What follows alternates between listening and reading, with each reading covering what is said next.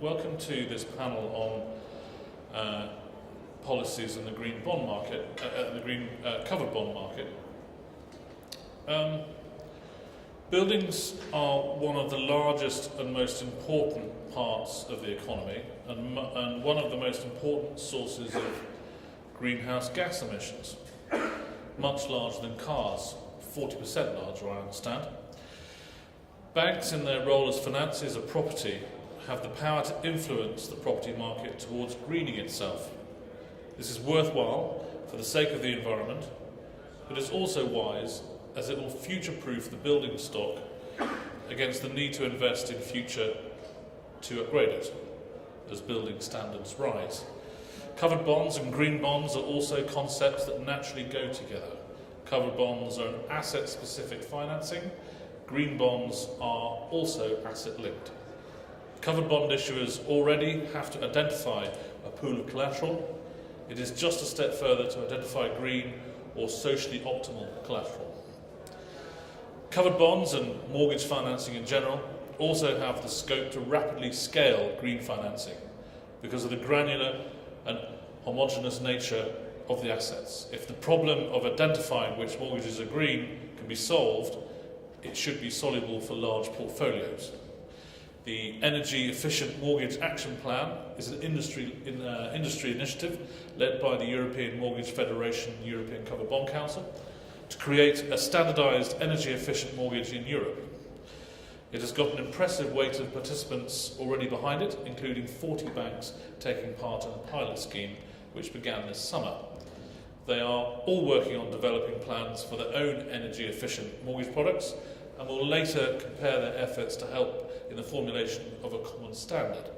This might possibly, and I emphasise possibly because it's still being debated and discussed, this might possibly, for example, specify that an energy efficient mortgage is only for a building with at least a D energy certificate perhaps, or a B certificate for a new build, or one where the property owner is investing to upgrade the property by at least two notches. But as I said, this is still being discussed. The initiative also includes the EEDAPP, an initiative to create a standardised common data protocol portal so that banks can record data about energy efficient mortgages. The aim is partly to produce evidence that green mortgages are safer than normal ones, so that a risk weight reduction can be lobbied for. To debate all these topics and hopefully more, we've got a first-class panel for you here this afternoon. So why don't we meet them, starting from my right. Thank you, Toby. So I'm Julien Duquesne from Natixis Bank, which is a subsidiary of Group ECBC, which is the wholesale banking arm of the group. And I'm part of a newly created team, which we call the Green and Sustainable Hub.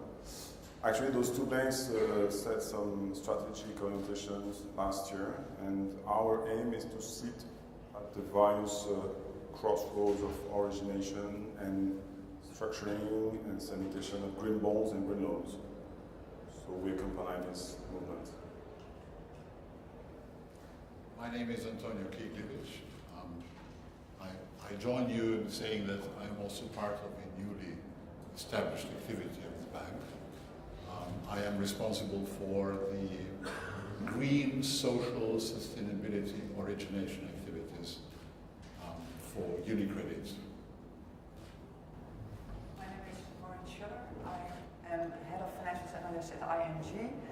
My primary focus is covered bonds, and within covered bonds, obviously, also I look at sustainable covered bonds. My name is Michael Spies. I'm looking after SSA and covered bond strategy at Citi. My name is Tor Tellefsen. I'm head of long-term funding in DME. My name is Michael Wagening. I'm working in Commerzbank's covered bond research. Great, thank you very much. We might have some time at the end of the panel for some questions, so please do have a think about some questions. We very much welcome them. This is an interactive conference and an interactive panel. I think we also have some questions on the app that we're offering up for you to vote on. I'm wondering whether the AV team could quickly show where we are with those. Do we have those on the screen at all? Maybe not quite yet, but anyway, let's see whether we can get those up at some stage during the panel. But let's start. I'd like to start, if we can, by talking about the topic of supply. My first question is, what are the factors driving covered bond issuers to contemplate green or SRI issuance? Yes, Antonio. Sorry, I didn't want Please. to jump. Well, maybe my first comment is that I think within 2 days, this is the fourth panel.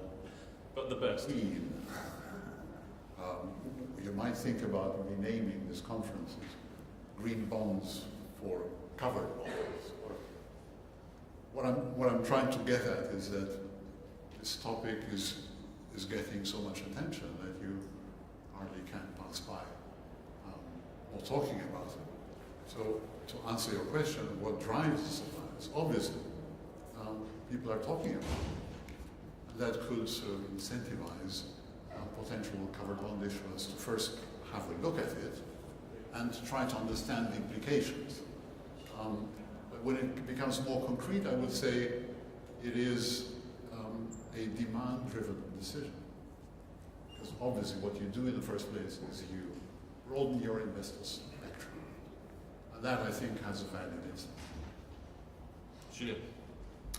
Well, I would say this is demand-driven, definitely. This is also a way to maybe embed sustainable strategies and the sustainable funding within the same patterns and aiming at, well, service the demand, communicate, find some new liquidity. That's maybe the main goal, and internally to get people work together on that topic as well.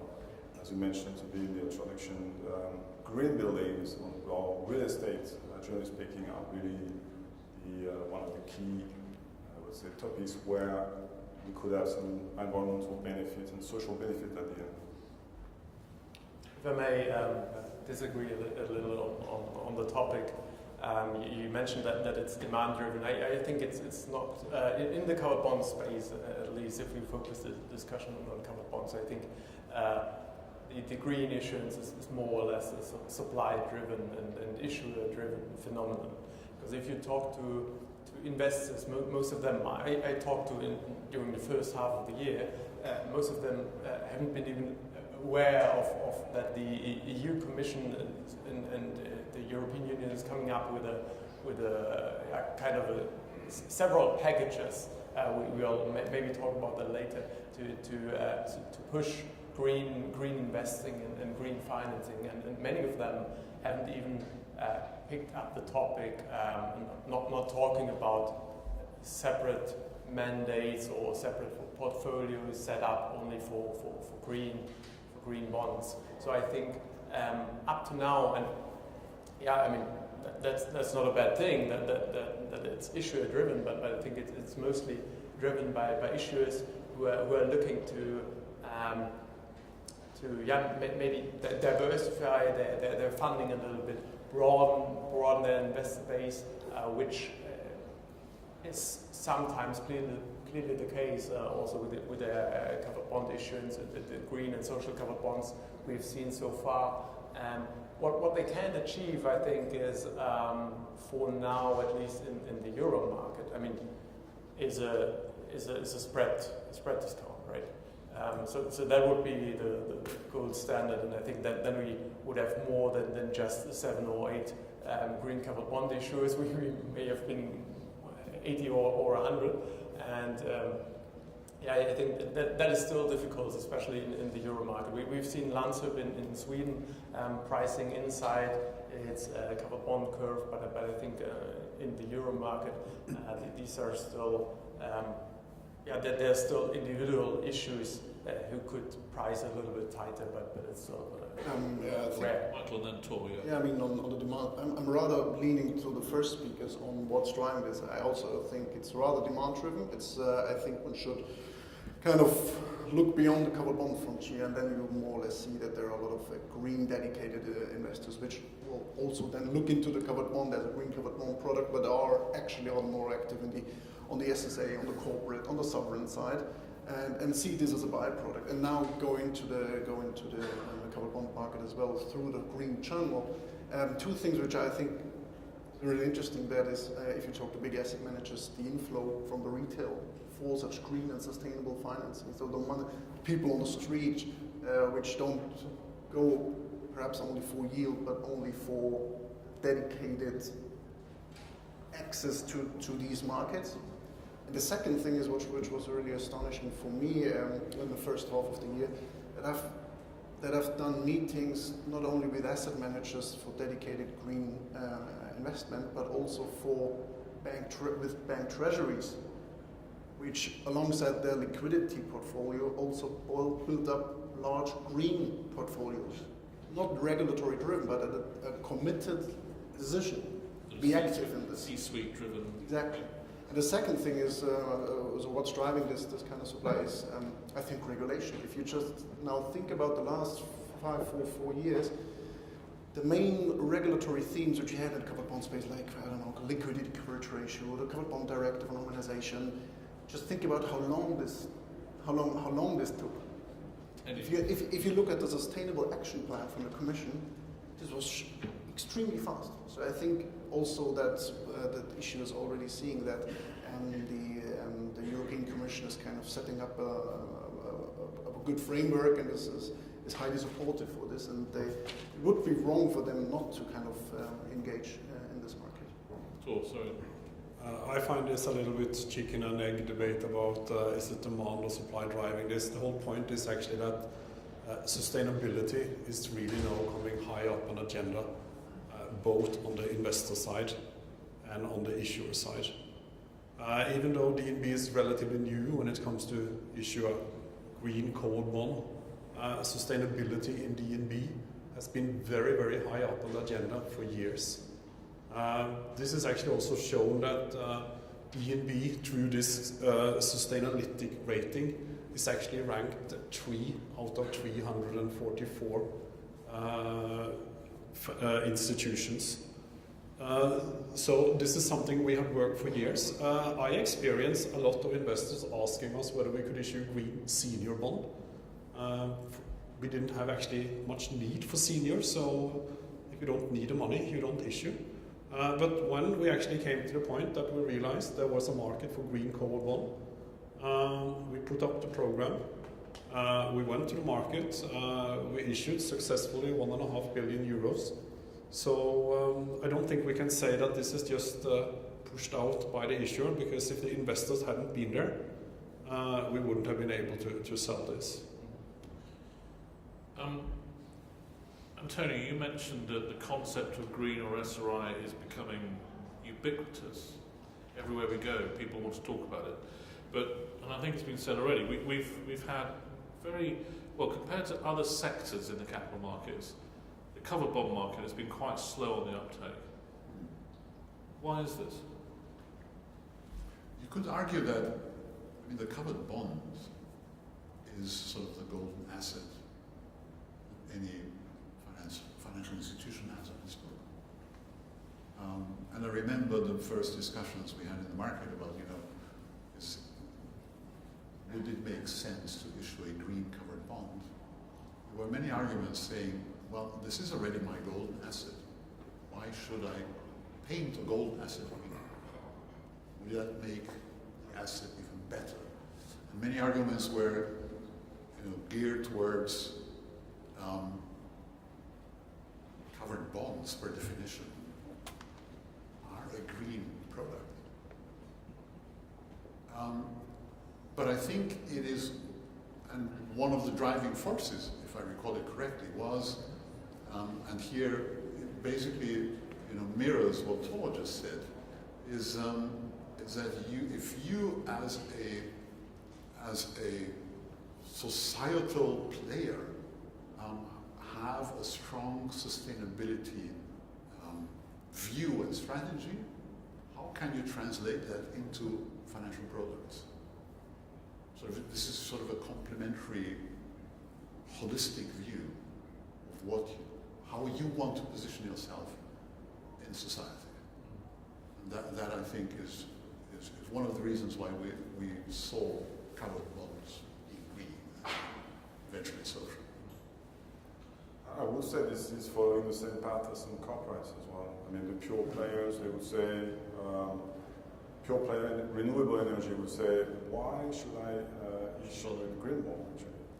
And that comes to what Antonio mentioned. I mean, it's as the funding strategy is one of the tools of the overall sustainable profile of be it a corporate, an agency, a supra, a sovereign, or a bank. Second point is that indeed, I mean, the covered bond is lagging, maybe a bit behind, but huge potential in front of us, actually. 10, 12, maybe a bit more issued covered bonds so far against 2+ trillion outstanding. Yeah. That makes a bit of a leeway there where there is space to grow. And again, this is indeed the fact that before all those corporates and portfolios were really the golden, I would say, or sweet spot for the green covered to be issued. But that will come to this overall picture, societal, or that will be embedded into a more, I would say, macro strategic plan, actually. So that's the way we should think about it. Yes, Bobby. Yeah, just something to add, because I think that one of the reasons there too is that for covered bonds you have quite strict, mostly mortgage eligibility criteria already. And I think for issuers to turn to the senior unsecured market, for instance over the covered bond market, may have had a couple of advantages. First of all, because they had more flexibility to what they could target their proceeds to, because they were not restricted necessarily by the covered bond covered pool eligibility criteria. But another important element in my perspective is also that the investor base in the senior unsecured market is originally more asset managers oriented. And I think if you look at the investor base where the green aspect or the sustainable aspect was picked up first and therefore was broader already, was in my view in the senior unsecured market.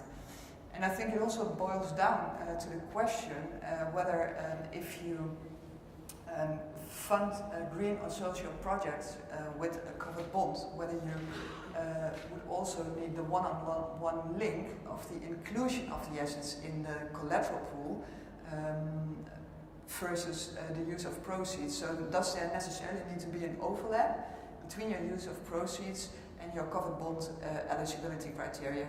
And I think ideally there should be, but I think we have also seen practices where there is not necessarily a direct link between the assets in the collateral pool and the covered bonds issued to use those social or green goals. I think it also pricing is a factor in that regard, right? Because covered bonds are so tight, not only because of we have a specialized market there. We also had 3-4 years of CBPP3 now, and it's just difficult to justify another spread discount from these very tight levels in the covered bond space, and it's just different for seniors. It's different for SSAs where some SSA players have built up their own green curves. So I think that is very much difficult for covered bond issues, and therefore I think we are still at an early stage there. I'd like to expand on that general concept a bit more, the concept of pricing. So, since green or SRI bonds, and I'm sorry, I should explain when I say green or SRI, I'm conscious that we're not just talking about a green bond market, we're also talking about social and sustainable. So, that's why I'm saying SRI all the time. So since green or SRI bonds give the investor extra non-financial value, i.e. the sense that their money is being invested in a green way, there is a case that these bonds should be able to be priced more tightly. than equivalent normal bonds. Has anyone observed this in reality, and is it helping overcome barriers to issuers joining the market? Actually, what we can observe, and that is maybe related to prices, related to pricing, or which we can observe is a spread discount at the primary market. I mentioned that, but we did a little analysis on the secondary market performance during the first days after a deal came through, and we adjusted for IBOX and also the new issue premia, and there it turned out that there is a better performance of green covered bonds versus non-green traditional covered bonds. But of course the data is still very thin there, right? So it's difficult to take a general judgment there, but that could be something that helps a little bit, and that could translate in, I don't know, years of time, maybe also into a spread premium on the primary market. Michael, you were shaking your head. No, I agree with what Michael said on the primary market, because essentially it just shows you that the supply is just outweighed by demand for such assets. And it also may, let's say, the fact that you have such a scarcity on green bonds may probably mean that the green bond investor will hold on to these bonds. So it's rather a buy and hold investor. So it may also make sense that there is no kind of switching or new issue premium sacking in and then just selling the bond thereafter. So it makes definitely sense, but I'm not really convinced that we're going to see a secondary curve over a longer period of time, which is at lower levels than tighter levels than the ordinary curve. Because I think there are also other investors which simply don't care and which would kind of arbitrage this. Okay, that's kind of a theoretical thing, because we're talking of it's kind of a perfect world of perfect liquidity. That's not necessarily the case. But essentially, I'm not entirely convinced that we're going to see this as long as we don't have any kind of regulatory changes on this. And perhaps one last point on, because I don't know if you want to touch on this, but I just wanted to mention it. We haven't seen it in the covered bond space because, first of all, we didn't have a lot of bonds, and usually the benchmark size of a covered bond is anyway 500, 750. Yeah. What we see in the SSA market is that, let's say, European Investment Bank is issuing green bonds and issuing their earned bonds. The average size, or in KfW the same, average size of a green bond is simply smaller than their benchmark bonds. In other words, an investor which is not necessarily keen or which doesn't have the mandate to hold green bonds may perhaps be more incentivized to go to the normal ordinary bonds because secondary market liquidity will be higher. Although, having said that, France raised a huge deal. For sure. Belgium did too, for 4.7. Just wanted it because this is something specific, I think, in the SSA market. Yeah. Sorry, Antonio, you and then... Well, basically what you're saying is that sort of the other side of the equation would be that the more green bond issuance you will see, the expected price advantage might vanish, right? Because if the supply is higher, and the argument that eventually green could sort of be priced below your secondary curve is obsolete. No?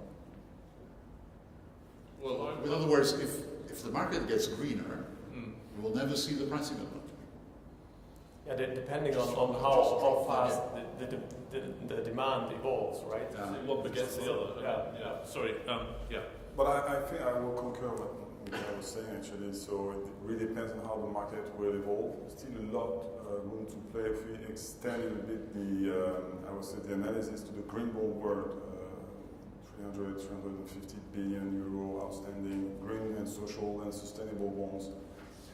Still, what we've been able to observe is that upon issuance, the bid to cover ratio was quite high in favor of the issuers, which is or are still keeping the pricing power at some point. So we can't really demonstrate that there is X bips of advantage, but still, I mean, the book cover ratio is there.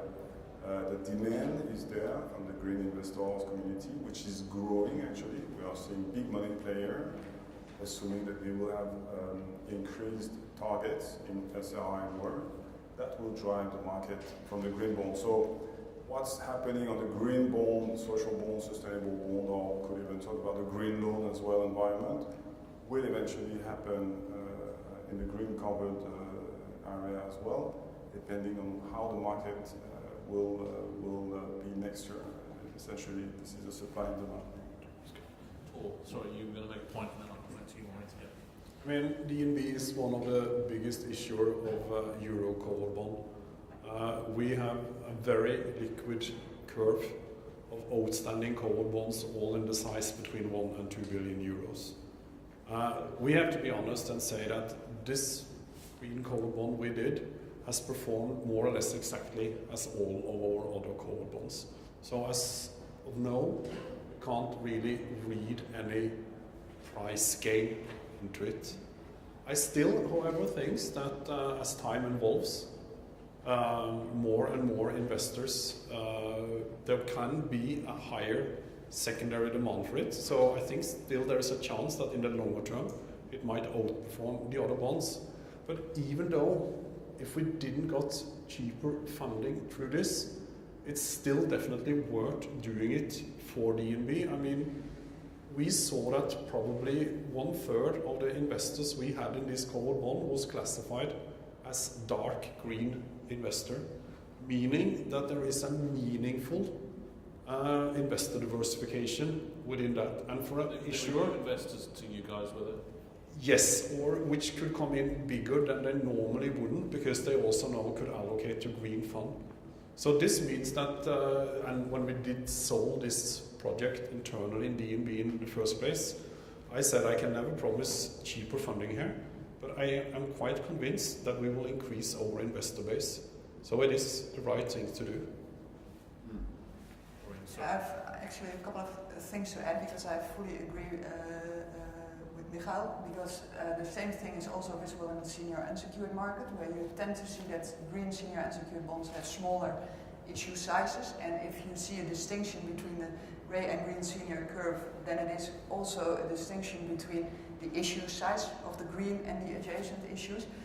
In contrast with your point, what you're making on the primary market, what I tend to see if I look at the primary issues is that if you look at a lot of the primary deals that have been printed this year, they were priced at a new issue premium that subsequently actually never disappeared. So you never saw actually that convergence of the new issue versus its existing secondary curve.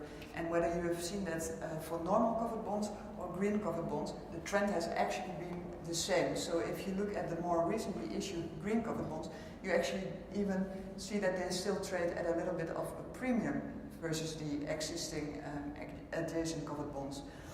The other factor that I want to highlight is the fact that both the green covered bond investors as the normal covered bond investors get the same preferential claim to this green assets. So if you argue that the quality of the collateral pool improves by the inclusion of energy efficient mortgage loans in the pool, then and that also improve the default quality of the collateral pool, then the grey investors benefit as much as the green covered bond investors.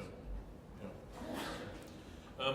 Does there need to be a common standard of what constitutes a green or SRI mortgage or public sector loan, so that covered bond investors know that the greenness of one deal is similar to that of another? How variable are the deals that exist already?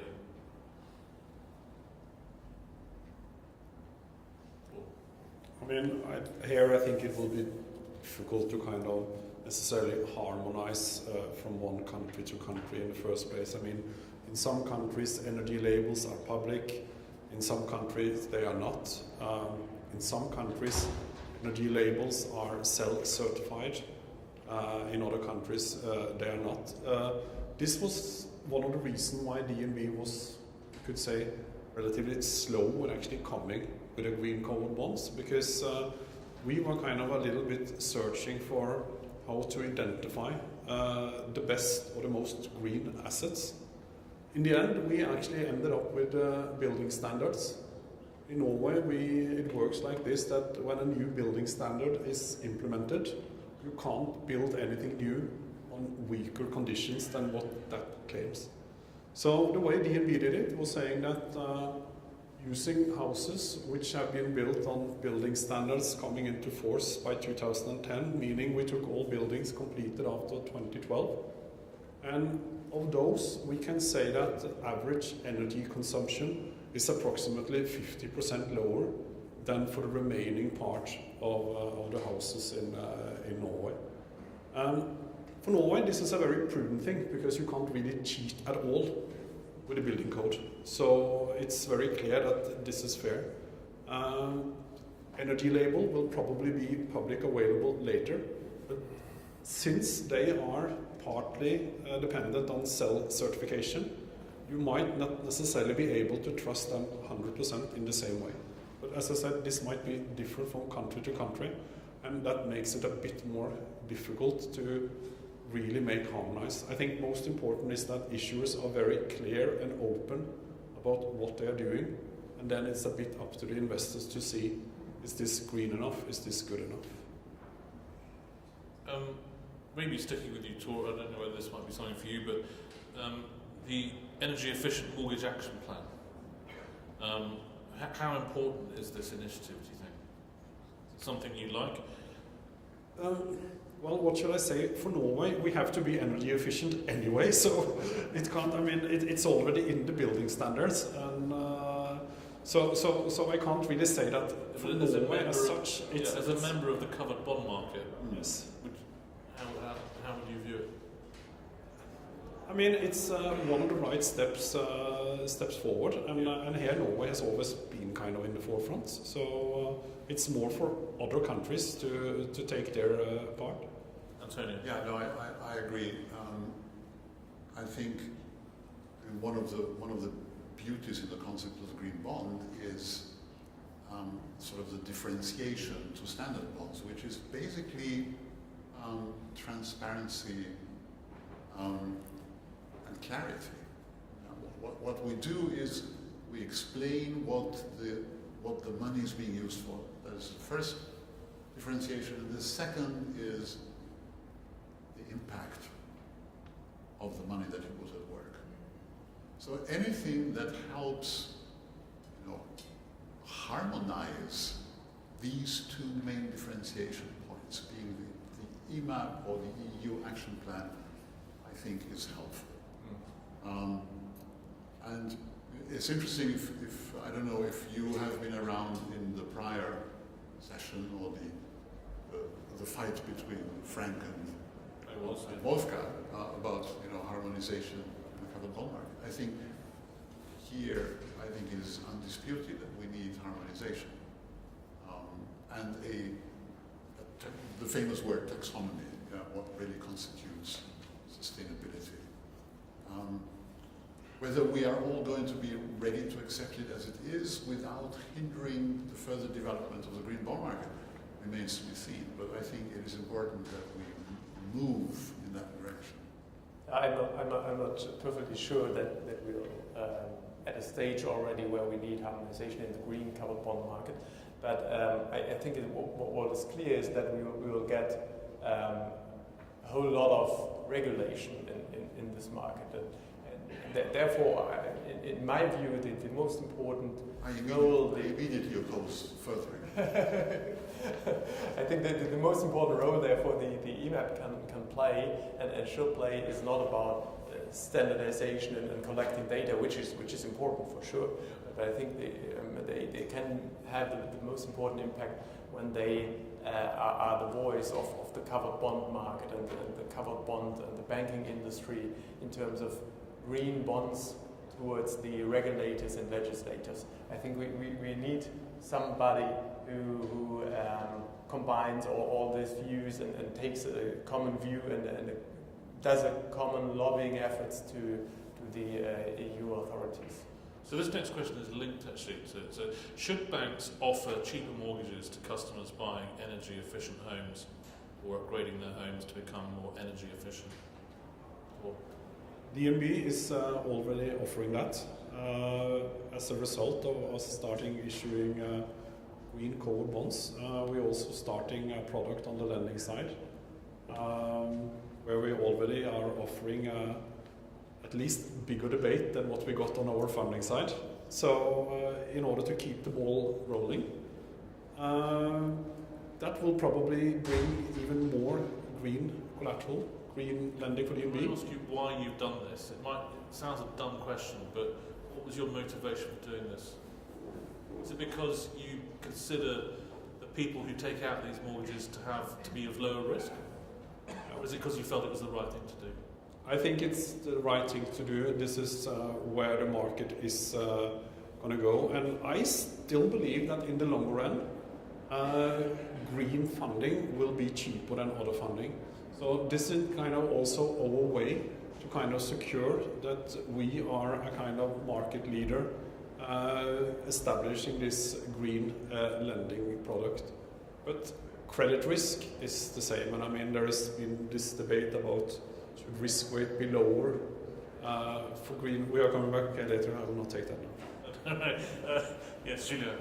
No, I think I was just bouncing back on what Tor was mentioning. Actually, this is the right thing to do.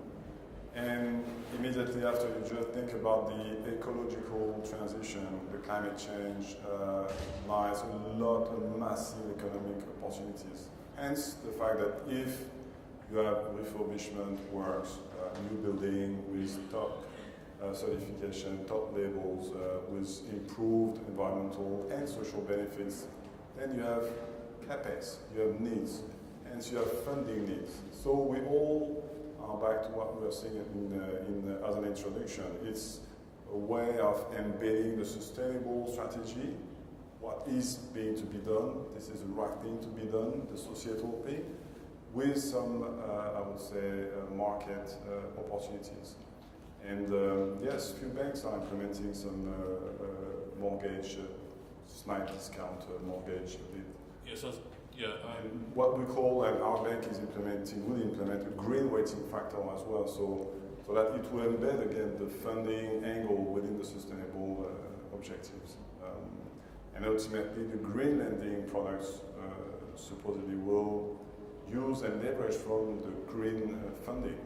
So your view is that once banks like Tor start offering cheaper mortgages for energy efficient buildings, others will effectively be forced to follow? Yeah, I think it's going to be, because again, this is the right thing to do. This is my conviction. And I think this conviction now is being shared more and more, and that's something which eventually turn into market opportunities. Again, these are business opportunities, and it's not only about maintaining market shares or gaining market shares. It's new areas whereby these things will, I would say, be main drivers. And it needs convincing. Well, because data will help, surely, there. Yeah, but absolutely. I mean, like Tor said, or just like you, and I'm just trying to identify in the audience the Berlin hip people, because they very clearly are stating that they are, giving 10 basis point sort of preferential finance to green buildings. But again, ultimately somebody is paying for that, isn't it? So you have to have all your stakeholders ready to do the right thing. That, I think, is a huge task. Do you think banks have enough underlying data, such as energy performance certificates, to be able to make these decisions with that conviction yet? Or is it? Is that a yes or no question? No. It's a black and white answer, yeah. It is a black and white. No, but clearly, as Tor mentioned already, some countries have these data more easily available, others don't. So you have to look into the different jurisdictions. Tor, you mentioned risk weights. Should the bank capital system incentivise green bonds or green mortgages that way? My personal opinion is definitely no. I think risk weight shall be close to the credit risk. It will represent the credit risk here. I mean, when we are issuing a green covered bond, it's exactly the same credit risk as for an ordinary covered bond. Political incentives should come in other way, definitely not on risk weight. That would be, in my way, the wrong way to go. Maureen? I would actually exactly tend to agree with you as far as it is on the risk weights on the covered bonds. But I do think that you can differentiate on the risk weights on the underlying mortgage loans. If there is, ultimately, I think your risk weight should reflect the expected loss on the mortgage loan, on the underlying mortgage loan. And if there is proof, and I think there have been different studies also proving that the loan performance of the green mortgage loan is actually better than of a normal mortgage loan, then I think that should be reflected by a lower risk weight on the mortgage loan level, not so much on the covered bond level. Perhaps on this lower risk weight for mortgage, I also kind of read these studies which kind of support this whole thing that, you know, the lower interest rate costs, then the savings for energy, and then the higher sale price. The other thing is you also have to take a higher loan because building an energy efficient house is costlier, so you are more indebted, right? So that is kind of a problem which I have on lower risk weights for mortgages. That is, but now maybe I'm running ahead of, but I think that is definitely true. But I think we also all know that under the Basel III reforms, for instance, risk weights on mortgage loans will be linked to loan-to-value ratios. So what that risks where you end up is that you do actually have an energy-efficient mortgage loan, but the loan-to-value ratio on that particular energy-efficient mortgage loan may be higher than for a normal loan-to-value loan, than for a normal mortgage loan. But the loan-to-value ratio, where you have to base your risk weight on, is the original loan-to-value ratio. So that doesn't reflect like any upward price potential. And I think that on that level, we should see some sort of adjustment just to reflect the fact that the upward price potential for that green mortgage loan is actually better than for a normal mortgage loan. But then I think we really need a proof first. I mean, because it will be a game changer the day we actually see that these mortgages are performing better. And then it's very easy to discuss different risk weight. I mean, this is all about what risk weight is. Now, just to start, we're 5-10 years away from having that. Yes, we are 5-10 years. So just now, by having hope and faith and good streams about it, I think we should see the proof before we start adjusting risk weights. And I think it's a point made though. I mean, there's an argument that if green loans are lower risk, banks will charge customers less for them anyway, and therefore don't need risk capital weightings to be adjusted anyway. So we need some time definitely, but green buildings, sure you need more money, but you have more value.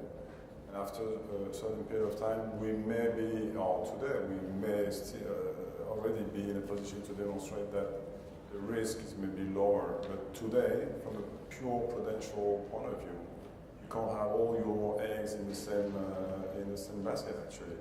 So all the regulators are very cautious about that. And as a careful banker, I would be as well quite cautious about that, even though on the long run, the economy will change again, and we will have to accommodate, some sectors will be 20, 30 years down the road different, especially in some oil and gas sectors, for instance. And the green building will be the norm in 30 years down the road, meaning that if today you finance non-enough green building, you put yourself at risk in a way. For DNB, when we're talking about commercial real estate lending, not what we have in our core pool, but there we actually have changed criteria quite much. I mean, we don't have lower risk weight, but we are hardly financing anything which is not green and energy efficient. But this is simply from a prudent credit perspective. We think the collateral value of an energy efficient building is significantly higher than an old office building, which you really have to rebuild. Just wanted to add also on the risk weight for the bonds, because I think this whole idea of introducing a green supporting factor multiplier of 0.85 on the risk weight of the specific asset actually only works if you're talking about credit products. If you're talking about rates products, which are in a zero risk weight, then you would have kind of a skew within the green bond market, benefiting the credit markets to the detriment to the rates markets. That's a good point. But so what else could be done to incentivize green asset origination? I think we talked about this earlier, this energy efficient mortgage initiative. I think definitely the right thing to do, because it also kind of supports the whole topic on harmonization. As we said before, you can't kind of do the harmonization like we do in the covered bond market with a directive, but essentially if you harmonize the asset side, then it's kind of a positive thing. Okay. Just changing tack slightly, but still I think around the same subject. So if Paris climate targets are going to be met, do we believe more could be done by the state in terms of setting regulatory incentives or disincentives? Is it better to apply state pressure or incentives at the level of financial markets, at the level of underlying asset markets, or both? It's a rather philosophical question. I think ultimately incentivizing is, I think, more goal-reaching. And you know, I work and live in a country, Germany, in which where subsidies are a constant part of our daily life,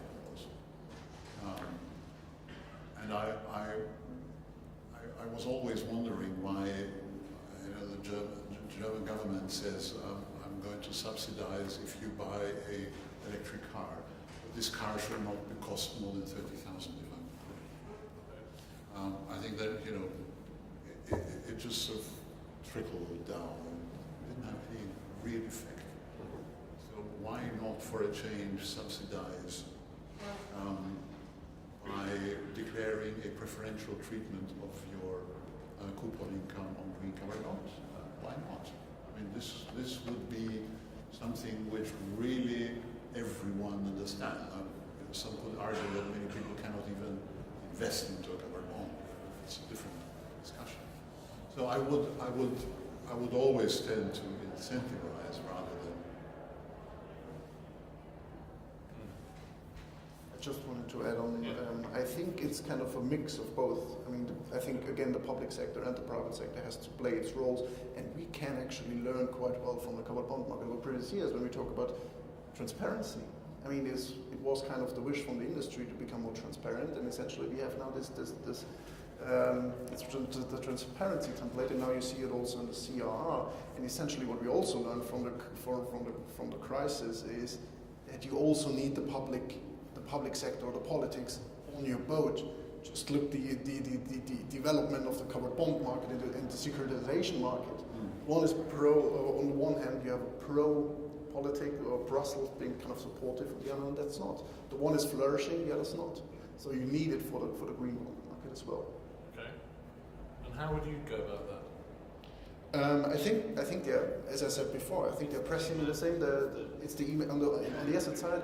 We have this on the private side, and then the political side as well, the sustainable action plan. I suppose my question is, should we be lobbying more, is my question? I don't think in this topic we don't need a lot of lobbying, because people in the Commission are quite convinced that this is the way to go. They have signed the climate Paris Agreement, and they see we have to unlock this. And this is not only happening by coming, or let's say by talking nicely to the private side. You have to do the frameworks, but that's happening already.